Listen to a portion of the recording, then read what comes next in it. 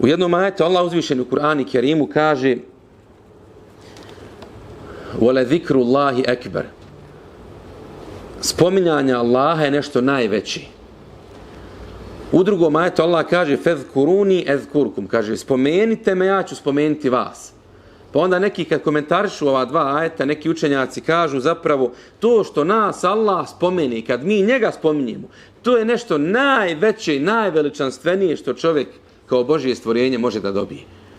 Zamisli imaš gospodara, kao što kaže jedan alim, kaže gospodaru moj, dovoljno mi je počasti što si mi dao priliku da te spominjem sa jezikom sa kojim znam da sam griješio. Nekad sam neku ružnu riječ kazao, nekad dogovorio, nekad možda slagao, potvorio. A Allah ti dao počast opet da ga spominješ.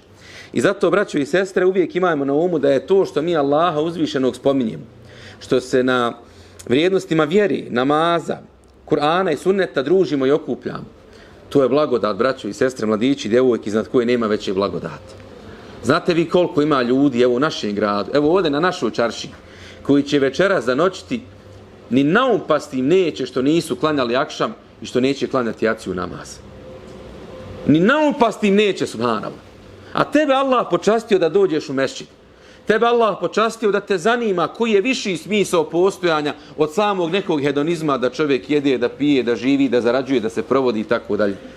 To je velika počast prema nama, braćo i sestre. I tu blagodat moramo da čuvamo i toga uvijek u životu da budemo svjesni, da nas Allah na tom putu pomogne, da nas učvrsti, da bude zadovoljan sa nama, a ono što insan traži, Allah dželešanuhu ga je nadahnuo da to traži jer će mu to dati.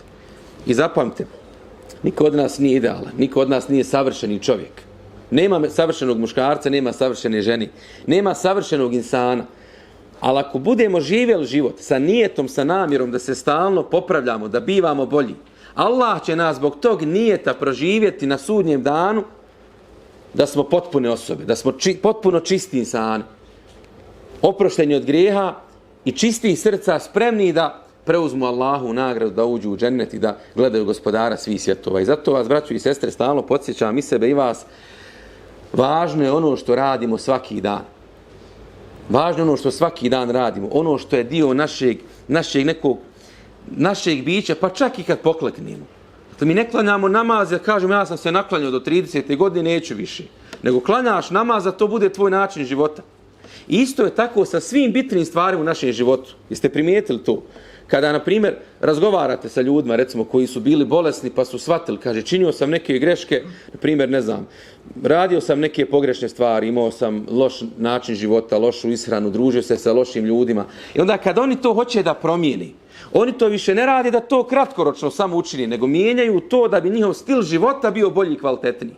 I zato vas uvijek podsjećam, braćo i sestre, koliko god nekad učini se insanu, mladom čovjeku, ma ja sam daleko od Allaha, ja činim grijehe, ma ja sam uradio nešto što je loše.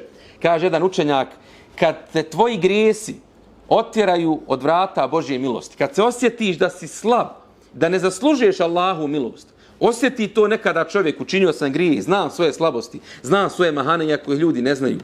Kaže učenjak ovaj, kaže, opet ostani negdje blizu puta koji vodi prema Allahu. Jer kaže, kad naiđe neka karavana dobra, on će da te pokupe, da te stave u tu karavanu dobra. Ali ako daleko odiš i kažeš, za mene nema nade, moje je gotovo, ja više ne treba da sam kod džamije, ja ne treba da sam u dobrom društvu, onda te možda više niko nikad neće povući ono što je dobro za tebe.